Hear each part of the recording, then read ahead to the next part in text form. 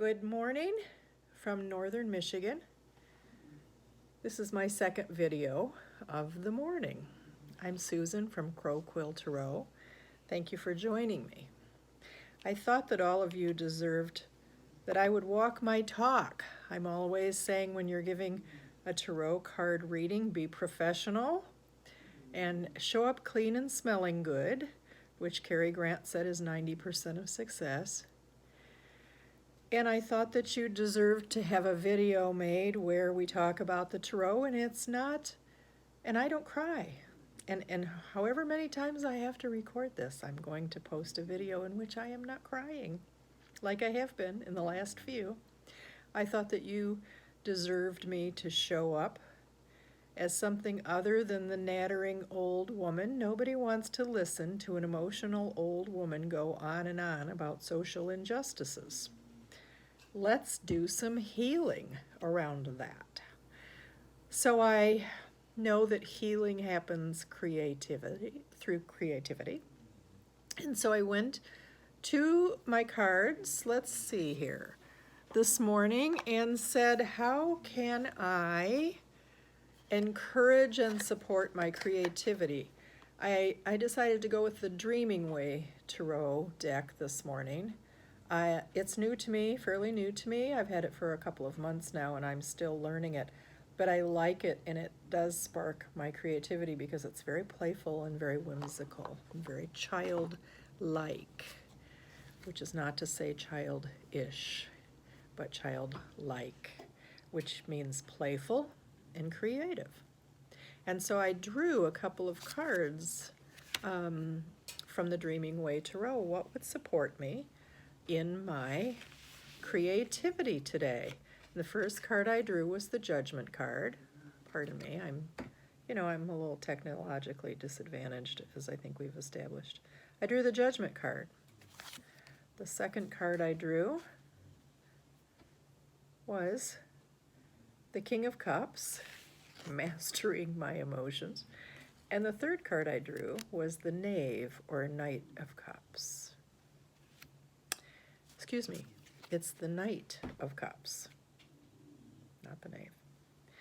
And then I decided I would also draw an Oracle card. And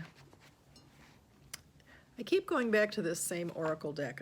I've had several new ones since, but I keep going back to this one. It is my favorite. I bought it because it's the artwork of Helen Nelson Reed. And she is deceased, and someone after her death took her artwork and turned it into an oracle deck. And it's just gorgeous watercolor art. And it is called the Sacred Earth Oracle. And so I drew from that this morning also, and I drew Surface, which I thought was very interesting. I wonder what that means, surface. And I took a deep breath and I thought, oh, it means surface, Susan, come back to yourself. And when I read what the book had to say, it says stability allows creativity to flourish. And I thought, well, how perfect is that? Stability allows you to surface from being underwater, being overwhelmed by emotion, being flooded by the unconscious, and to come back to the surface and take a deep breath, take it all in, and feel the creativity and the hopefulness of life. That, to me, goes perfectly with the Judgment Card, which I call the card of resurrection. It is new life coming from what was seemingly deceased. And of course, anytime I draw the Judgment Card, the first thing that I think of is stop judging. Stop judging myself, stop judging others, and come out of the duality of right and wrong.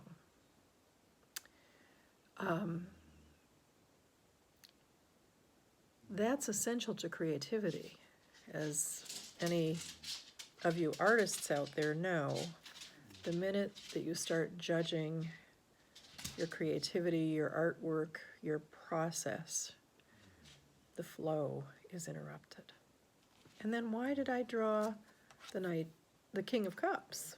Was the second card I drew. Well, the King of Cups is, of course, mastery of emotion, but taking on this persona of action. The king is always, I always differentiate when I choose a king, especially to represent a female, and I always look at what's the difference between the king and the queen, the male and the female aspects of the personality. And the king is always someone who has to stand their ground. They're the decider. The buck stops with them. In which you have to say, yes, all of this emotion is serving a purpose, but is it serving my creativity, or how is it serving my creativity? And how can I rise to a higher aspect or higher level of emotion? What would my soul desire creatively? How would it express itself creatively? And the king has to be the decider and has to stand there. You know, in many of the cards, he's depicted with his arms folded in front of him. He's the person who has to say, you know, this stops now. This flood of living below the surface and feeling like you can't get air, that's enough. This is time for you to express yourself, to take action, to do something. Do something. As it happens, today I'm going over to a friend's house to help her do some painting and repair work on the exterior of her small cottage. She's here from out of town to close her cottage up for the winter, and it's in a little area right near me called Crystalia on Crystal Lake. And Crystal Lake is as magical as it sounds. It's heaven to swim in. In the summertime, we won't be swimming today, of course, it's way too cold.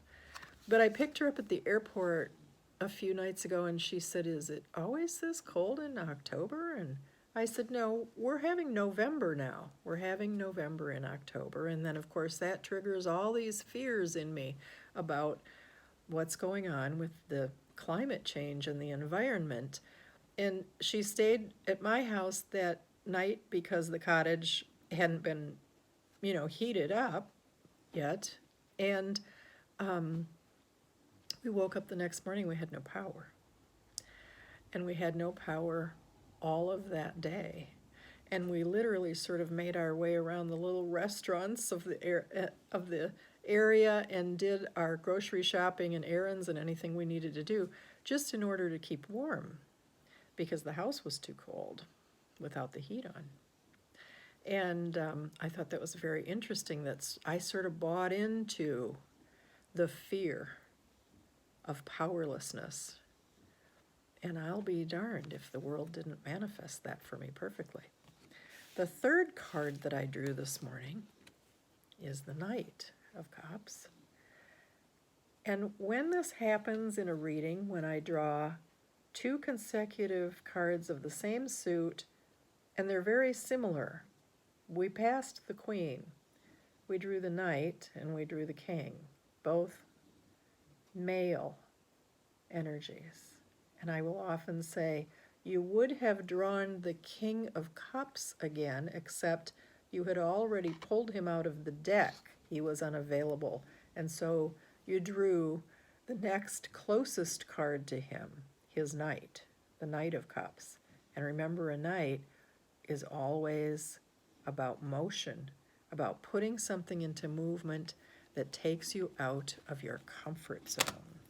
So I'm going to go get up on a ladder and do some house painting and be in nature. I might take you all along with me. I may see if I can figure out how to film outside. I haven't been able to do that around here because it's too bright. But I'm going to film some of the waves lapping against the shore on Crystal Lake and share that with you in another video. And I thank you all for watching.